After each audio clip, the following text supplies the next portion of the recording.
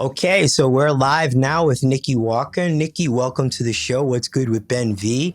And Nikki's an Olympic level equestrian, as you will hear about in the intro. I'm going to give her a nice intro and give her pedigree and her experience. But yeah, so welcome to the show, Nikki. Thanks for coming on. And I wanted to just kind of start off by asking you about equestrian. Most of the people that I speak to, even in pro sports, they have no clue about this sport. They've seen pieces of it, but they don't understand what's required. I have worked with equestrians in the past, so I know as an athlete what's required and know a little bit technically about the sport, but I'm, nowhere what I'll learn today. So thanks and welcome.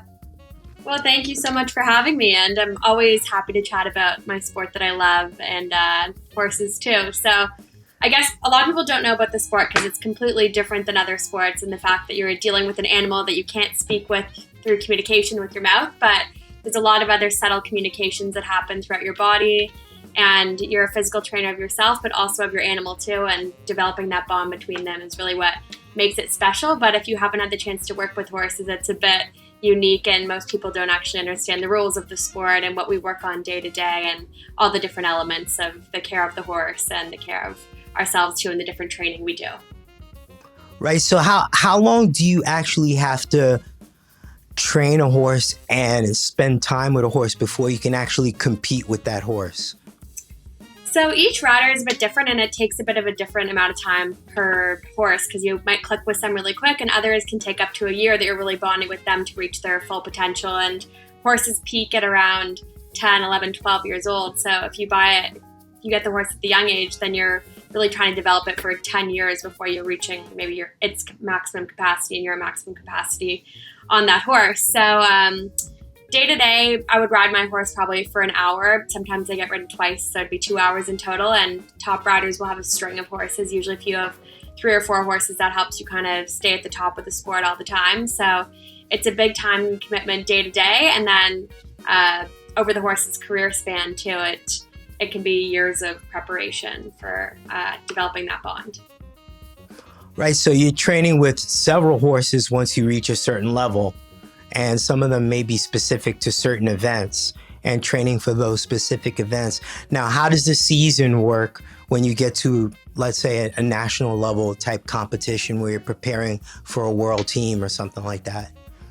Yeah, so I find my program is that I pick certain competitions I want to do with each horse, and I typically like to gear up for team events. There's a lot of individual World Cups you can do, or one-off events that have bigger prize money or different world ranking points, but I like to always gear towards the team event. So I'll work back kind of months from that event and plan all the little classes I want to jump on the way to have my horse in his top physical shape at that time, me in my top physical shape at that time, and feeling good for that event. And it's a year-round sport, so you can't have your horses compete every single week. Like other athletes, they need to rest as well and recover too. So it takes a lot of planning per horse. I bet the logistics are unbelievable. And is it a bit like, I hate it's a terrible analogy, but is it a bit like car racing where, you have to look for a certain pedigree of horse, like the better the horse? You can have a great rider, but if you don't have a good car, you can have a great driver, but if you don't have a good car or a good team, you're not going to win, right? So is it the same in equestrian? For sure. I think my only knowledge of Formula One racing is really the Netflix show, which I'm obsessed with right now. But with equestrian riding, it is like that. It's like kind of, you could have a great rider and a not great horse, and it's not going to be good. You kind of need to find the chemistry between the two. And obviously, if you have a great horse and a great rider, that's the one that's probably going to be the most reliable and pull off the best results most often. Right. And what are the, like on an Olympic level, what are the events? Because I know there's more of a show, which is dressage, and then the jumping events, but I think it's categorized differently, isn't it? Yeah, so at the Olympics, there's show jumping, which is the discipline that I do, and that's jumping over high 1.60 obstacles, and you have to do it within a specific time without knocking any rails down. There's dressage, which is kind of like the dancing of the horses, and it's judged, and it's usually to music and on specific movements of the horse. And then there's 3-day eventing, which is a combination of show jumping, dressage, and cross country. So like a cross country run, there's natural obstacles, and it's over a longer period of time and different types of jumps. So there's those 3, and then there's also equestrian sports in the Paralympics as well. Wow. And do riders cross over from one event to the other, or at that level, do they train specifically for one event? At that level, you typically train for one event, but there's a handful of riders that have done both, and kudos to them. It takes a lot to master one event, so mastering 3 or doing them all at a high level would be very challenging. Wow. Yeah, I can't imagine at that level. It seems to me like track and field. It's like, you're a good athlete, but at a certain point, you're either going to run the 400 or you're going to run the 100, or you're going to be a 1500 meter runner, or, you're going to do a long jump. It seems like you're going to want to specialize, especially at that level. Yeah, that's a great comparison. And actually, horses specialize too for their events. So a horse that's a great show jumper probably couldn't also be a top dressage horse too. They know dressage on a basic level because we incorporate that in our training to have the horse knowing our aids on the flat before we jump. But I would not be able to go into a dressage ring and pull off a good score. It's kind of different techniques you practice. Wow. You know what's always struck me about this sport? I felt like that's the type of sport that, like track and field too, has probably less than 20 like really top horse trainers and you kind of, is it that way? Like globally, there's like, 10 people or 20 people that, you need to kind of get in front of them if you want to better yourself or you want to better the horse. Yeah, there's definitely some like legends of the sport, and before the Olympics, people will try and be with those coaches during that time to really hit their peak. And there's also people that kind of do different things within the sport that they're specialized in a niche. So some people are really great at working with younger horses and producing them to hand them to top riders. And there's trainers that are good at different elements of it too. And then you also need a good manager to care for the health of the horse, like the veterinarian and the farrier. It's really a whole team of people. Right. Wow. And in your event, Nikki, do you know ahead of time exactly what the obstacles are going to look like? And, is there a particular course like, okay, we're doing this course? So there's actually, each event has a different course designer, and they have to do many different tests to reach that level to be the course designer for that event. So at the Olympics, they would have the best course designers in the world. And every time you compete, it's actually a different course with different jumps. So the horses can be surprised by the appearance of the jump, and the rider needs to calculate how many steps they're going to do in between each fence. And that's kind of where it becomes technical and the real challenge of it, that you can practice at home what you think you might see in the ring, but you'll never know until kind of just half an hour before the competition, depending on when you go in the order. Wow, half hour before the competition. Yeah. So therein lies that relationship with the horse.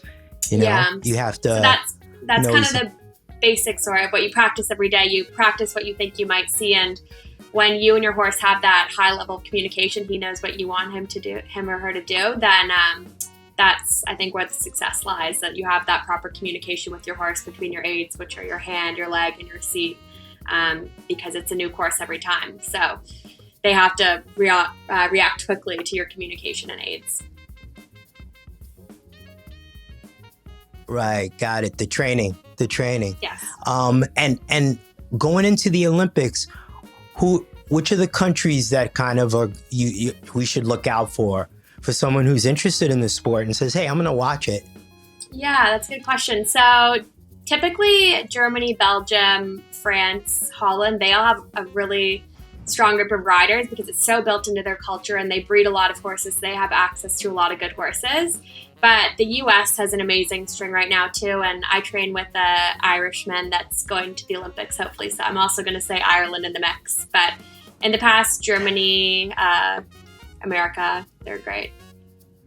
Oh, nice. And then going back a little bit, you mentioned the rider and you mentioned, the training. And I know because we work together, but in terms of preparation and performance, a lot of people don't understand what type of athlete it takes to be at that level of rider, and the level of endurance, the level of strength, the level of just athleticism to be able to do that type of course. So, tell me a little bit about what your preparation is typically. Yes, I think a lot of people have the perception that it's just the horse that needs to be fit. And in an old school way, a lot of riders kind of just focus on their horses too. But I'd say the younger generation is really geared towards themselves and all like the access to technology that we have, and how important it is that the rider is fit as well. So I like to do a lot of cardio and Pilates, because I find that Pilates kind of keeps me tighter on the horse and you can align yourself with your balance. But then last year in August, I tore my ACL and had some other complications with that. So that's when I met you, and we worked kind of deeper than just the fitness training that I had, but more the balances that I had, keeping my body balanced and the strength and length between it as well.